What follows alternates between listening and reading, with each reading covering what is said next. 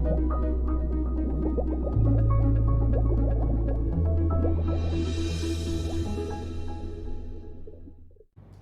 सभी YouTube channel देखने वाले दर्शकों को प्यार भरा नमस्कार। आज मैं आपको ये बताने आई हूँ कि मेरे पास कईयों के फ़ोन आए हैं कि आप 9 ग्रह 27 नक्षत्र कैसे बताते हो और उसके अंदर क्या घटनाएं होती हैं। तो मैं उसके बारे में आज आपको बताने आई हूँ कि नक्षत्र जो होते हैं, जिस नक्षत्र में ग्रह बैठा हो वो उसका फल देता है। जिस प्रकार से आजकल राहु मृगशिरा नक्षत्र में चल रहा है, मंगल का नक्षत्र है, ठीक है। और राहु जो है ये अग्नि तत्व, मंगल अग्नि तत्व, राहु अचानक विस्फोटक। तो यह कारण जो हमने आपको पिछली वीडियो में बताया था, कहीं अग्नि की घटनाएं होंगी या कहीं पे आग जलेगी या कुछ भी होगा, वो इसी के कारण, क्योंकि ग्रह और नक्षत्रों का जब हम मेल करते हैं तो ये उसी से ही सारी ये रचना होती है। तो अब आप देखिए कश्मीर में कैसे आग लगी, जानवर के जानवर जल गए, घर के घर जल गए, ठीक है। और पाकिस्तान में कैसे आग लगी, क्योंकि ग्रह और नक्षत्र पूरे आकाश ब्रह्मांड में एक ही हमारी इसकी रचना है।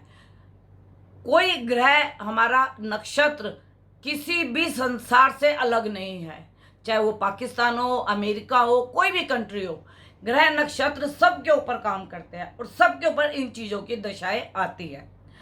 अब देखिए जैसे मंगल शनि की राशि की शत्रु की राशि में बैठा है, अब जिसका चौथे घर में बैठा है उसको चौथे घर का नुकसान देगा, जिसका अष्टम घर में बैठा है उसको अष्टम घर का नुकसान देगा, जिसका 10वें घर में बैठा है उसको 10वें घर का नुकसान देगा।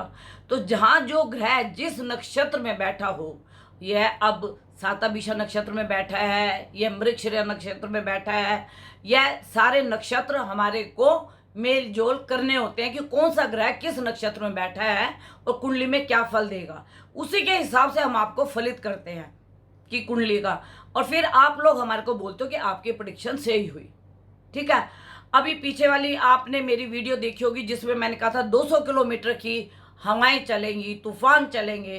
तो कईयों का फोन आया था 200 किलोमीटर की कौन से हवाएं चलती हैं, 50-60 किलोमीटर तो देखा, 200 किलोमीटर पे तो गाड़ी भी नहीं चलती। अभी आपने देख लिया बंगाल में क्या हुआ है, क्योंकि यह जो तूफान आया है यह ग्रहों और नक्षत्र के जोड़ को जोड़ के हमने बताया था कि 200 किलोमीटर तक की रफ्तार की ये चीजें आ सकती हैं। अगर अब भूकंप अब आएंगे तो भूकंप के छोटे झटके नहीं आएंगे, भूकंप के बड़े झटके आएंगे, लंबे झटके आएंगे और काफी नुकसान होगा। ऐसा नहीं है कि भूकंप छोटा सा हल्का सा आ गया और आपने सोचा भूकंप बोला था भूकंप आ गया, क्योंकि इस वक्त हमारी प्रकृति हमारे से इतनी रुष्ट है, हमारे कर्मों से, हमारे मतलब जो भी हमने कर्म किए, आप हो हम हो, सबके लिए मैं कहती हूँ, तो उन चीज़ों के नुकसान से हम प्रकृति के प्रकोप को झेल रहे हैं, जो कि मजदूरों को भी झेलना पड़ रहा है, आपको भी झेलना पड़ रहा है, अमीर हो गरीब हो कोई भी हो, नेता हो अभिनेता हो कोई भी हो, सबको इस चीज का झेल करना पड़ रहा है। दूसरा, अभी 31 मई को शुक्र जो है वह अस्त हो रहा है। शुक्र रोहिणी नक्षत्र में है और उसमें अस्त हो रहा है, और रोहिणी नक्षत्र और वृष राशि में शुक्र है। तो रोहिणी वृष राशि में चंद्रमा उच्च का होता है, तो शुक्र ने उस वक्त में उच्च के मतलब जैसे हमारे को लंग्स की ये प्रॉब्लम हमारी बढ़ाई, वह इसकी वजह से हमारे को बढ़ी। और अब इसके बाद जो है 1 जून को हमारा जो है गंगा दशहरा है, उसमें कई लोगों की जो मन्नतें होती हैं वो अपनी पूरी करने के लिए, और कहते हैं कि गंगा दशहरा में साल में एक बार आता है ये वाला गंगा दशहरा, तो लोग पवित्र स्थानों में स्नान करते हैं, दान पुण्य करते हैं और अपने पुराने कपड़े वहीं छोड़ आते हैं। जिसकी मन्नत पूरी होगी होती है वो जाता है, और कईयों का नियम होता है कि हमने तो हर साल जाना ही जाना है, तो वो वहाँ पे जाते हैं और स्नान करते हैं। त्रिवेणी नदी हो गई, गंगा, ये आपका हरिद्वार हो गया, बनारस हो गया, 80 घाट हो गया, मतलब सब जगह पे, मतलब जितने भी लोग जो जहाँ जा सकते हैं। अभी कोरोना की वजह से तो रश कम होगा, पर जिनकी मन्नतें होंगी वो उनकी पूरी होंगी। और मैं ये कहती हूँ कि अगर कोरोना की वजह से आप नहीं जा सकते तो गंगा का पानी आपके घर में आता है, आप उससे भी स्नान कर सकते हो। ये सारा ये जो पानी हमारे घरों में आता है गंगा से ही तो आता है, और कहाँ से आता है? गंगा जमुना का पानी तो हमारे घरों में आता है। तो आप इसी को गंगा समझ लीजिए, या गंगा जल आपके घर में पड़ा हो उसको ये अपनी बाल्टी में डाल के और गंगा स्नान आप कर लीजिए, क्योंकि सरकार के नियमों का आपको पालन करना जरूरी है। दूसरी बात, जब 1 जून को गंगा दशहरा होगा उस दिन हस्त नक्षत्र होगा, चंद्रमा का नक्षत्र होगा। आप ये देखिए, अब मैंने यहाँ पे आपको नक्षत्र आके बताया है कि 1 जून को कौन सा नक्षत्र होगा। गंगा दशहरे वाले दिन हस्त नक्षत्र होगा, सिद्धि योग होगा। सिद्धि मतलब कार्य सिद्ध करने वाले, जो भी आपका कार्य होगा सिद्धि होगा, अच्छा योग है। इसको अच्छे योग में माना जाता है, क्योंकि इनको योगों को भी कुंडली में देखा जाता है।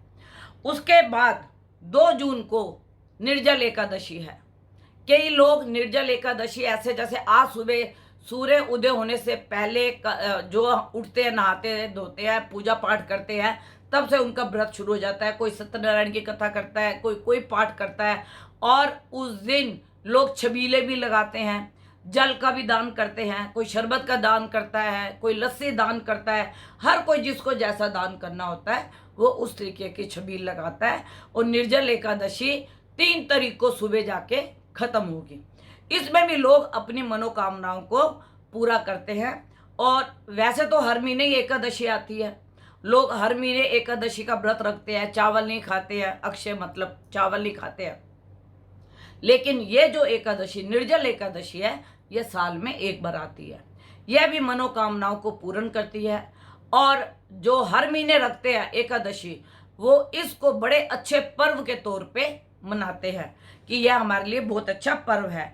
5 जून को वट सवित्री का व्रत है। वट मतलब बड़ का पेड़, सवित्री आप जानते ही हैं, जिसने अपने पति के लिए लंबी आयु के लिए मौत से भी लड़ गई थी। ठीक है, तो उस दिन लोग वट वृक्ष की पूजा करते हैं, उसके चारों तरफ मूली को बांधते हैं, तिलक लगाते हैं, कच्ची लस्सी डालते हैं। 5 जून की बात है, ये 5 जून को वट सवित्री व्रत होगा। और उस दिन जो भी इस व्रत को रखता है पति की आयु के लिए, या किसी का पति काफ़ी बीमार रह गया होता है उसके लिए वो मानती हैं, तो उसके लिए भी वट वृक्ष का ये पूजन किया जाता है। और जिस संकट से हम आए हुए हैं इस संकट से निकलें। और सब लोगों को मेरी तरफ से नमस्कार।